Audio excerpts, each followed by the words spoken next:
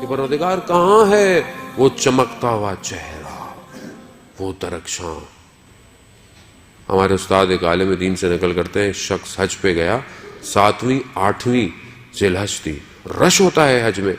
کہہ رہا اچانک سے میں صبح اٹھا، دیکھا سب خالی، سارے بازار خالی، کوئی شخص نہیں. میں نے تعجب کیا کہ ابھی تو لوگ منا نہیں گئے ہوں گے، یہ لوگ کہاں ہیں سارے؟ کہہ رہے ایک عجیب سی میری کیفیت پیدا ہوئی. میں نے دیکھا سامنے سے ایک نقاب پوش آ رہا ہے، تو میں نے کہا کہ میں اس سے ملے تو میں پوچھوں گا کہ سب لوگ کہاں چلے گئے. لیکن کہہ رہا ہے وہ جتنا قریب آتا گیا میرے بدن ساکت ہوتا چلا گیا، اور اس نقاب پوش نے میرے قریب آ کر صرف اپنے نقاب کو ہٹایا، اور وہ درخشاں چہرہ جب میں نے دیکھا، اچانک سے تھوڑی دیر میں دیکھا کہ سب لوگ چل رہے ہیں. واپس ہو گیا تو عالم دین نے اس سے پوچھا کہ تم نے کعبہ کو دیکھ کے کیا دعا مانگی تھی؟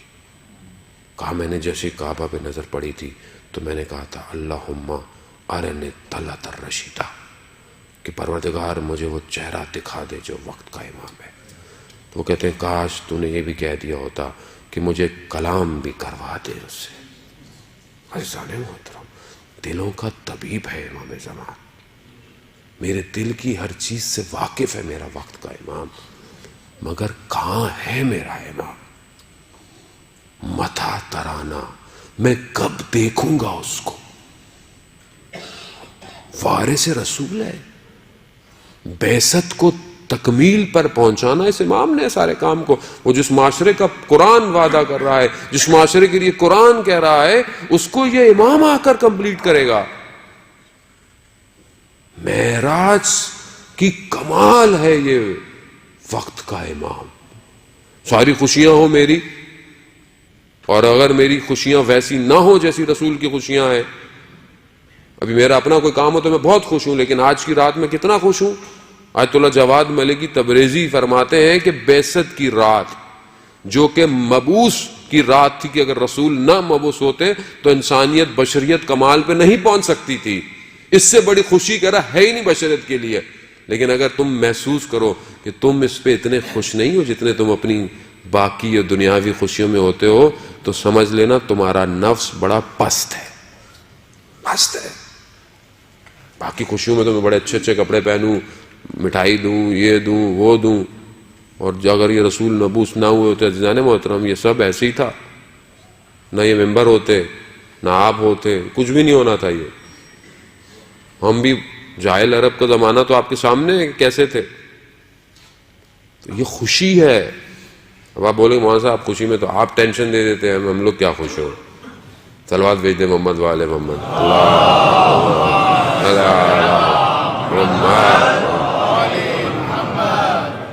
ایک جگہ ہم جشن پڑھنے گئے، ولادت کا تھا. کہنے لگے مولانا صاحب آپ تو جشنوں میں بھی رولا دیتے ہیں، آپ جشن. میں نے کہا بہرحال قبلہ یہاں رو لو، جو یہاں روئے گا وہ وہاں بڑا خوش ہوگا، جو یہاں بہت زیادہ ہنستا رہا وہاں رونا شروع کر دے گا. اس لیے ہم کوشش کرتے ہیں ہمیں تو جو ملے ہم تھوڑی دیر کے لیے اس کو رلا دیں. خوشی کے آنسو ہیں عزیزان محترم، خوشی کے آنسو ہیں. خوش ہو انسان کے اس ولایت سے جڑا ہوا ہے، یہ بہت بڑی خوشی ہے عزیزان محترم. یہ آپ خدا کی بارگاہ میں سجدہ کیا کریں کہ پروردگار نے اس ولایت کو آپ کے دلوں میں قرار دیا ہے، تبھی تو آپ کے چہرے کھلے ہوئے ہوتے ہیں، ورنہ چہرے مرجھائے ہوئے دنیا کے اندر. وہ مسکرائیں، انسان مسکرانا، ایک مومن کو دیکھ کر مسکرانا صدقہ ہے. پازیٹیو وائبز ہیں، یعنی بدن سے ایک مثبت انرجی باہر نکلتی ہے جو معاشرے کو اچھا کرتی ہے. اور میں تو اتنا سخت غصے میں کسی کو دیکھوں، بھائی کیا ہو گیا، کیا بتاؤں، بس ٹینشن ہے بہت. دنیا میں ہر بندہ ٹینشن میں، کون سا بندہ مجھے بتائیں ٹینشن میں نہیں ہے.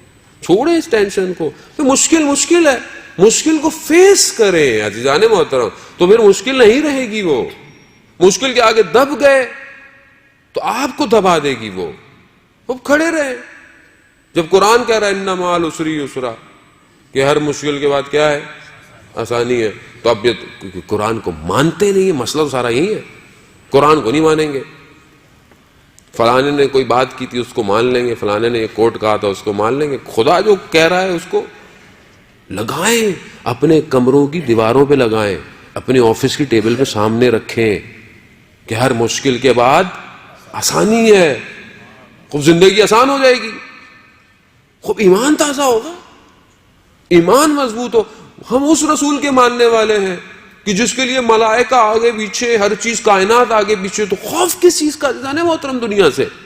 خطر کس چیز کا آپ کو؟ دنیا تو ویسے ہی پانی کا بلبلہ ہے، ختم، ریت، ہاتھ سے چلی جائے گا. کمال یہ ہے سلو علی دا ورد پڑھا کے ڈور اپنی نو مرشد نو تھما دے، اڈی جا اڈی جا. کمال یہ ہے.